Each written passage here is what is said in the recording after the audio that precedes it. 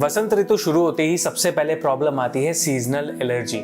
ये एक ऐसा सीजन होता है जिसमें आपको हर समय छींके अगर आती हैं, खांसी होती है, सांस फूलता है, और अगर आप एस्थमेटिक कंडीशन है, इस टाइम आपकी बीमारी बढ़ जाती है और हर साल यही सेम कंडीशन होती है। तो इस वीडियो में आपको मैं कुछ ऐसी चीजें बताने वाला हूं जो आपको इस साल हेल्प करेगी कि आपकी ये प्रॉब्लम ज्यादा ना बढ़े। तो इस वीडियो को एंड तक जरूर देखिए। चैनल को सब्सक्राइब नहीं किया है तो सब्सक्राइब कर लीजिए, क्योंकि आयुर्वेद से आपकी लाइफ में बहुत चेंजेस आ सकते हैं और हम आपकी हेल्प करेंगे कैसे आप अपनी लाइफ को बेटर कर सकते हैं। Hello everyone, welcome to Tulsi Ayurveda. I am doctor Ankit Agrawal. आज हम बात करेंगे सीजनल एलर्जी के बारे में। कैसी कंडीशन जिसमें सीजन चेंज होते ही आपको छींकें आना स्टार्ट होती हैं, हर समय नाक ब्लॉक रहती है, कई सारे ऐसे सिम्टम्स आते हैं जिसकी वजह से आपको सांस लेने में दिक्कत आती है, जैसे हमेशा कंजेशन होना, छाती में भारीपन लगना, छाती से आवाज आना, रात को सोते वक्त पसलियां चलना। ये बच्चों में भी होता है, बड़ों में भी मिलता है, ये बहुत कॉमन कंडीशन है। सांस लेने में भारीपन होना, बहुत जल्दी थक जाना, आंखों में जलन होना, खुजली होना, नाक में खुजली होना, मुंह में खुजली होना, गले में खुजली होना, ये सारी कंडीशंस दिखती हैं। हमेशा आंखों में से पानी आना, ये कंडीशन होती है सीजनल एलर्जी या रिकरेंट एलर्जिक राइनाइटिस या एग्जैजरेटेड कंडीशन में। जब वो बढ़ जाती है तो वो ही बनती है साइनसाइटिस की कंडीशन। इस कंडीशन में होता क्या है कि आपके नाक के अंदर जो पॉलिप्स रहते हैं, जिनको हम आम भाषा में कहते हैं कि पॉलिप बढ़ गए हैं या नाक के अंदर मांस बढ़ गया है, एक्चुअली में वो टर्बिनेट्स होते हैं। वो हमारी बॉडी के बैरियर की तरह होते हैं। जब भी हम सांस लेते हैं तो हमारी सांस के साथ बहुत सारा डस्ट, पॉलन सब कुछ जाते हैं, वो उसको रोक लेते हैं। जब वो अंदर रोकते हैं तो धीरे धीरे वो म्यूकस बनाते हैं और उसको बाहर निकालना शुरू करते हैं। बट ये अगर बार बार रिपीट होता है तो उससे वो ट्रिगर होना स्टार्ट होता है। जैसे ही आपने सांस ली, कोई भी ठंडा गर्म हुआ, कोई भी आपने मौसम चेंज हुआ, कोई ऐसी खुशबू वाली चीज हुई, कोई खट्टी चीज आपने खाई, तो एकदम से वो ट्रिगर होता है और आपको छींकें शुरू हो जाती है। सुबह उठते ही छींकें शुरू हो जाती है, क्योंकि बॉडी सुबह ठंडी होती है, मौसम ठंडा होता है, तो वो एकदम से ट्रिगर करती है। तो ये सारी कंडीशन अगर आपके साथ है, आपकी बॉडी के अंदर अगर ये सारी चीजें मिल रही है, तो इसका मतलब आपको एलर्जिक कंडीशन हो चुकी है। अब अगर आप इसके लिए सिंपल सा एक टैबलेट डेली ले लेते हैं, बहुत लंबे टाइम से टैबलेट खा रहे हैं या पूरा सीजन आपको वो टैबलेट खानी पड़ती है, जिसकी वजह से वो सबसाइड हो। जैसे आप नॉर्मली सिट्रेजिन खाते हैं, लिवोसिट्रेजिन खाते हैं, मोंटेल्यूकास खाते हैं, ये टैबलेट आपको तब तक ही हेल्प करती है जब तक उसका असर रहता है। जैसे ही वो असर खत्म होता है, आपको फिर से छींकें आना शुरू, जुकाम हो जाता है, ये सारी प्रॉब्लम आती है। तो आयुर्वेद आपको कैसे हेल्प कर सकता है कि ताकि आपको ये बिल्कुल भी प्रॉब्लम ना हो। सबसे पहले तो आप ये बीमारी को समझें कि अगर आपको ये बीमारी है तो आपको सही टाइम पे अपने एक आयुर्वेदिक चिकित्सक से जाके मिलना चाहिए, प्रॉपर ट्रीटमेंट लेना चाहिए।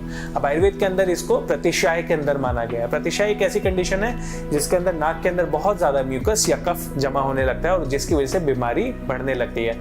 और जैसे ही हमारी नाक, आंख और कान और गला जैसे कनेक्टेड है, इंटरलिंक्ड है, तो ये इन्फेक्शन पूरा अंदर सर्कुलेट करता है, जिसकी वजह से प्रॉब्लम आती है। तो आपकी जितनी भी सेंसरी प्रॉब्लम्स होती हैं, सांस लेने में प्रॉपर नहीं लगता, आपको टेस्ट प्रॉपर नहीं आता, सुनने में कान भी हमेशा भारी लगते हैं, तो इस कंडीशन को ध्यान रखना है। अब कई डॉक्टर्स आपको सजेस्ट करते हैं कि आपकी नाक की हड्डी टेढ़ी है, आपको ऑपरेशन के लिए जाना चाहिए, नाक सीधी करानी चाहिए। तो देखिए, नाक की हड्डी टेढ़ी होना जो डीएनएस कंडीशन होती है, डेविएटेड नेजल सेप्टम, जो आपके बीच की नाक हड्डी होती है, वो टेढ़ी अगर होती है तो ये बहुत कॉमन है, इंडियंस में बहुत कॉमन रहती है। तो उसकी वजह से कोई बीमारी नहीं होती है, पैसेज जरूर रिड्यूस होता है नाक के अंदर का, बट उसके लिए ये जरूरी नहीं कि आपको सर्जरी करानी ही पड़ेगी।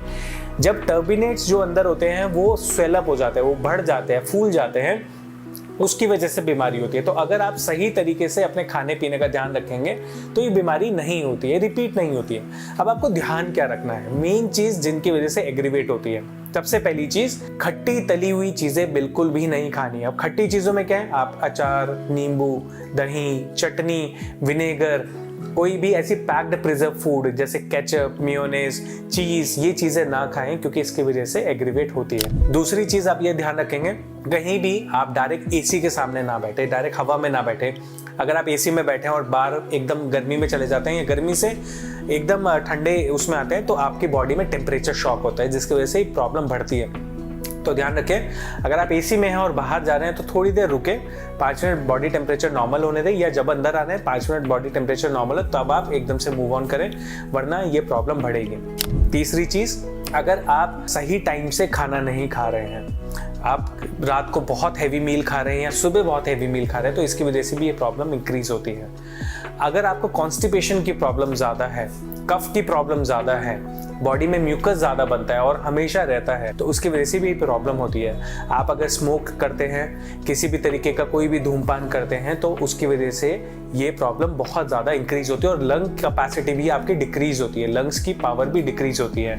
किसी को अगर पहले कोई ऐसा इशू हुआ है, ट्यूबरक्लोसिस हुआ है, कोविड हुआ है, तो उसकी वजह से ये प्रॉब्लम थोड़ी सी बढ़ सकती है, सांस लेने में दिक्कत कई बार उनको होती है। और उसी के बाद ऐसे कई लोग हैं जिनको इंक्रीज हुई है ये प्रॉब्लम, या पहली बार तभी से शुरू हुई है। तो ये ध्यान रखना है, आप जब भी बाहर जाएं तो मास्क लगाएं, क्योंकि धूल, धुआं, पॉलन, इनकी वजह से भी आपको प्रॉब्लम होती है। घर में अगर छौंक लग रहा है तो ध्यान रखें कि आप वहां पास में ना जाएं, क्योंकि इसकी वजह से भी ये प्रॉब्लम होती है। सिर्फ आपको ध्यान रखें, अगर इन ट्रिगर को आप अवॉइड करते हैं तो आपका मेन जो पहली चीज है जिसकी वजह से ये एकदम एग्रीवेट होती है, आपको अस्थमैटिक अटैक की तरह प्रॉब्लम्स आती हैं, तो वो नहीं होगी। अब सिम्टम्स बेसिक इसमें क्या आते हैं, सुबह उठते ही बहुत ज़्यादा छींके आना, लगातार 30-40 छींके, 10-20 छींके लगातार आना, हमेशा कफ बने रहना, खुजली होना, ये प्रॉब्लम्स होती है। तो सिंपल सी चीज़, जैसे ही आप सुबह उठे, सुबह उठते ही आपने थोड़ा सा गर्म पानी लेना है, गर्म पानी को मुंह में भरना है और भर के आपको थोड़ा सा मुंह में भर के उसको होल्ड करना है, बिल्कुल इसी तरह रखना है। 2 से 4 मिनट आप रखेंगे।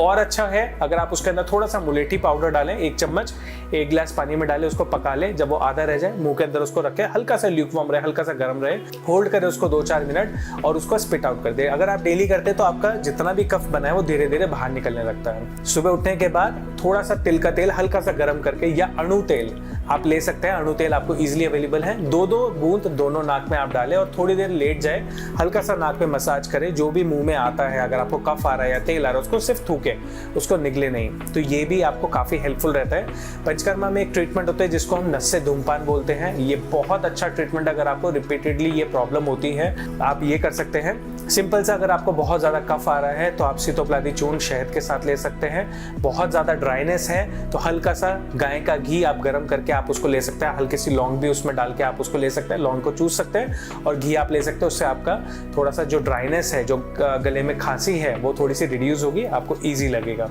तो इन चीज़ों को अगर आप बेसिक फॉलो करते हैं तो आप काफ़ी हद तक बेटर हो सकते हैं। ये प्रॉब्लम बार बार रिपीट नहीं होती है।